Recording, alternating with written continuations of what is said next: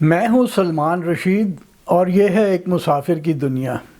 آج سیٹرڈے ہے، شنیوار، اور پچھلے اتوار کو ہمارے ایک بڑے محترم دوست خالد احمد فوت ہو گئے۔ خالد عمر میں مجھ سے صرف 9 سال بڑے تھے، یعنی اس وقت ان کی عمر 81 سال تھی۔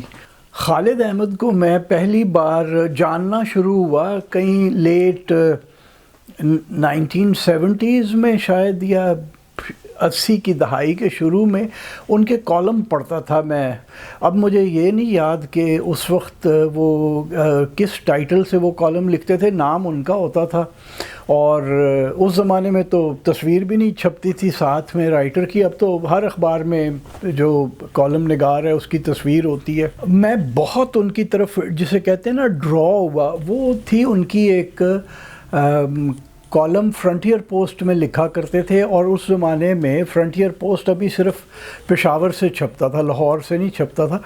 میرا خیال ہے اس میں لکھتے تھے اے ورڈ اباؤٹ ورڈز، تو وہ میرے لیے بڑا انٹریگنگ تھا، اور میں اب کہہ سکتا ہوں کہ جو کچھ میں کبھی کبھی باتوں میں یا میں نے کہیں لکھا بھی ہے، وہ میری ذاتی کوئی ریسرچ نہیں ہے، وہ سب وہ باتیں ہیں جو میں نے خالد کی ان کالمز میں پڑھی ہوئی تھی کہ لفظ کس طرح بنتے ہیں، فلالوجی جسے انگریزی میں جس سائنس کو کہتے ہیں، زبانوں کے سائنس کو، کہ وہ کس طرح لفظ بنے اور کس طرح سنسکرت کے لفظ فارسی میں گئے، وہاں سے وہ جرمن میں گئے اور وہاں سے انگریزی میں آ گئے۔ وہ بڑا کمال کا کام تھا خالد کا، بندے کی عقل حیران ہو جاتی تھی پڑھ کے وہ کالم، حالانکہ چھوٹا سا کالم ہوتا تھا، 800-900 ہزار لفظ کا، لیکن یہ ہوتا تھا کہ انہوں نے اس کے لیے کتنی محنت کی ہے، کتنا انہوں نے پڑھا ہوا ہے اس کے لیے۔ جو پہلی میری ان کی بنفس نفیس ملاقات ہوئی نا، وہ ہوئی میرا خیال ہے کہ 1990 کا سال تھا، اور مجھے کہا گیا فرنٹیئر پوسٹ میں لکھنے کو، اس وقت لاہور سے بھی شروع ہو گیا تھا، تو خالد سے وہاں پہلی بار ملاقات ہوئی۔ ایسے ذرا پہلوانی ٹائپ جسم تھا، اور خاموشی سے بہت آہستہ سے بات کیا کرتے تھے، اور ٹریک سوٹ پہنا ہوتا تھا، اور ہمیشہ ٹریک سوٹ میں ہوتے تھے۔ تو اور میرا خیال ہے کہ اس زمانے میں 89-90 کے اندر یہ لارنس گارڈن سے کچھ دوڑ ووڑ لگا کے آیا کرتے تھے، کیونکہ فرنٹیئر پوسٹ کا دفتر کوئنز روڈ اور لارنس روڈ کے چوک میں تھا، تو نزدیک میں لارنس گارڈن تھا، تو وہاں سے کہیں سے یہ دوڑ لگا کے آیا کرتے تھے۔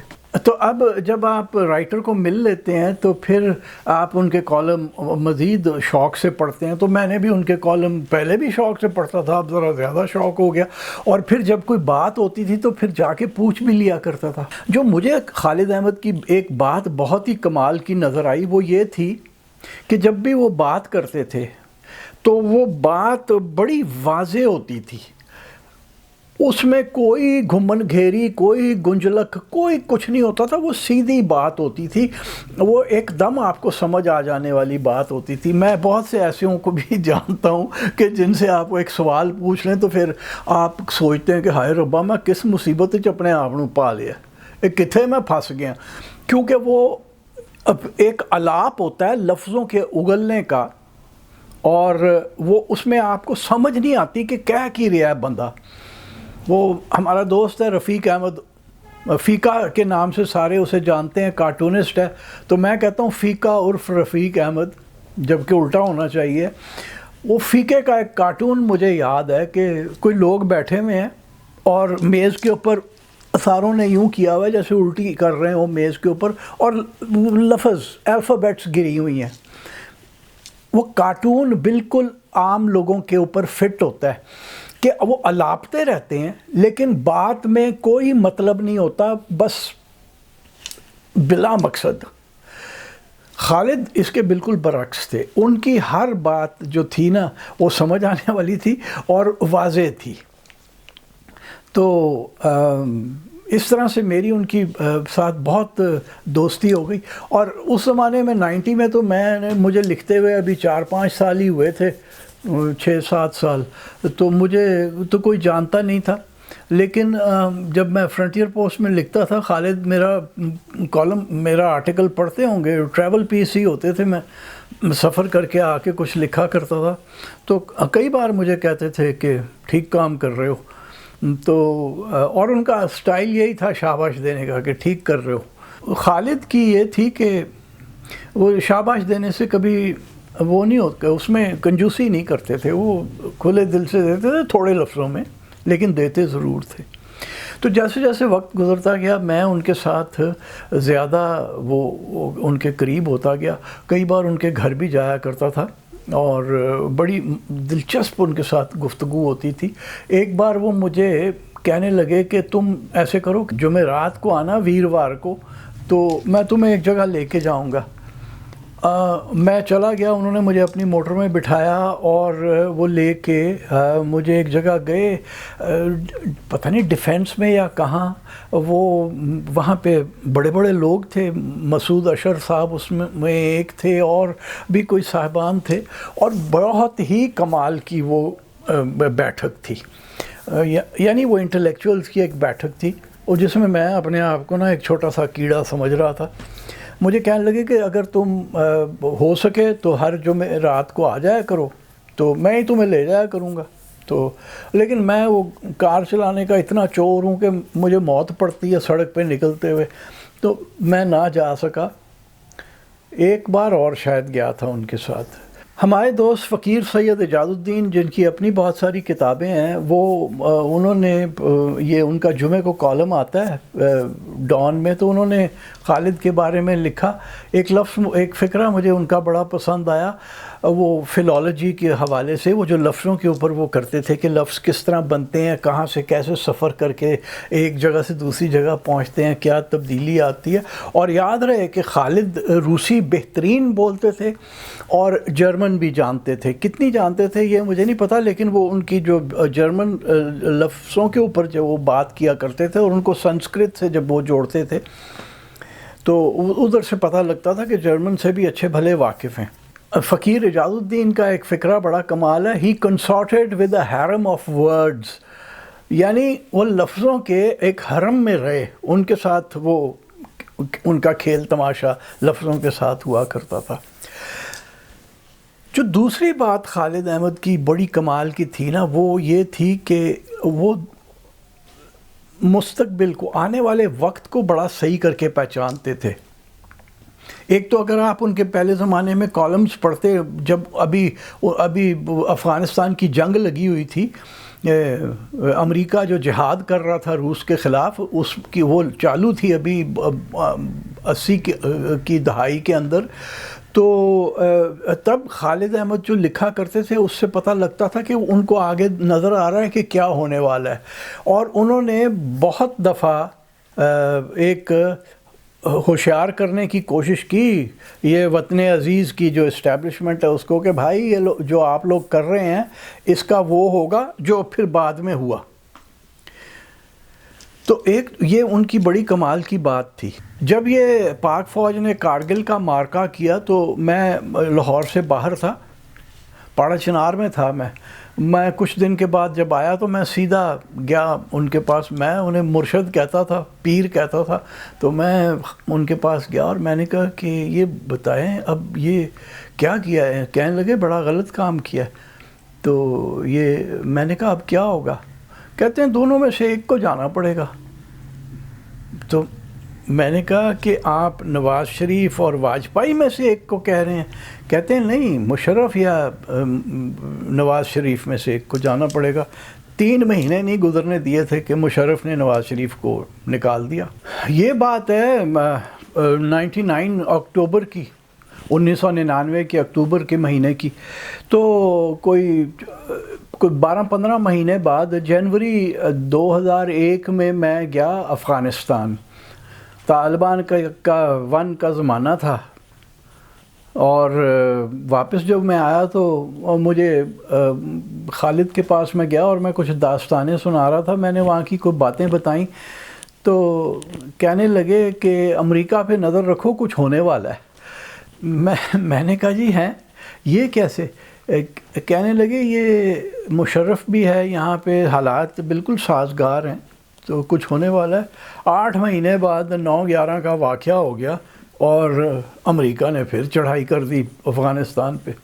تو پتہ نہیں ان کو یہ کیسے وہ دور کس طرح سے دیکھ لیتے تھے۔ ابھی کل میں دیکھ رہا تھا یوٹیوب پہ بھی ایک صاحب نے یہ بات کی کہ انہوں نے ہمیں بہت وارن کرنے کی کوشش کی تھی کہ بھائی یہ جو پالیسی اپنائی گئی ہوئی ہے ریاست کی طرف سے دہشت گردوں کے ساتھ کام کرنے کی، تو یہ ہمارے لیے بڑی زہر قاتل بنے گی۔ خالد کی ایک کتاب ہے، ویسے تو ان کی 20 کتابیں ہیں، لیکن ایک کتاب ان کی، ساری کتابیں کمال کی ہیں، ایک کتاب ہے ان کی سلیپ واکنگ ٹو سرنڈر۔ اس میں یہ ساری باتیں ہیں کہ ریاست کیا کچھ غلط کر رہی ہے، اور میں حیران ہوں کہ خالد کو کبھی کسی نے بلا کے پوچھا نہیں کہ آپ جو اتنا یہ لکھ رہے ہیں تو ہمیں بھی کچھ بتا دیں کہ ہم کریں کیا، کیونکہ یہاں پہ میرا خیال ہے جو کرنے والے تھے نا ان کو اتنی عقل ہی نہیں تھی کہ وہ خالد احمد کی بات کو سمجھ سکیں کہ وہ کیا کہنے کی کیا کوشش کر رہے ہیں، وہ کس چیز سے ہمیں روکنے کی کوشش کر رہے ہیں ریاست کو۔ تو وہ کبھی نہیں انہوں نے ان کو بلایا گیا۔ اور خالد احمد نے، جیسا کہ فقیر سید اعجاز الدین صاحب نے لکھا ہے کہ انہوں نے اپنی دنیا ایک علیحدہ ہی بنائی ہوئی تھی، ایک تو کافی حد تک ریکلوسیو انسان تھے، یہ آگے بڑھ کے کسی کو نہیں ملنا، اپنے آپ میں وہ رہنا، وہ کوئی تصنع بناوٹ کوئی تکبر نہیں تھا، بالکل نہیں تھا، بہت ہی زمینی انسان تھے، لیکن وہ اپنی اس میں رہتے تھے اور کام کرتے تھے۔ اگر آپ ملنا چاہتے ہیں تو وہ ہر ایک کو بڑی خوشی سے ملا کرتے تھے۔ تو میں حیران ہوں کہ کسی نے کبھی ان سے پوچھا نہیں کہ جی کیا کرنے کی کیا ضرورت ہے۔ وہ اسی لیے جیسا میں نے کہا نا کہ کسی کو سمجھ ہی نہیں آئی کہ بندہ کیا کی رہا ہے، وہ سطح ہی اور تھی، another لیول تھا ان کا، جسے کہتے ہیں نا انگریزی میں۔ تو میں نے جب سلیپ واکنگ ٹو سرنڈر پڑھی تو میں گیا کہ یہ آپ نے اتنا کچھ لکھ دیا، آپ کو خطرہ نہیں لگا کہ لے جائیں گے آپ کو؟ تو ہنس کے کہتے ہیں کہ میرا خیال ہے یار وہ ڈرتے بھی ہوں گے کہ بڈھا آدمی ہے کہیں مرمرا ہی نہ جائے۔ ان کی کتاب میرا خیال ہے کہ اب بھی اگر کوئی جو کرتا دھرتا ہے اس ریاست کے وہ پڑھ لیں تو شاید عقل آ جائے، شاید کسی کو سمجھ میں آ جائے، لیکن مشکل سا ہی لگتا ہے کہ وہ کوئی پڑھے گا۔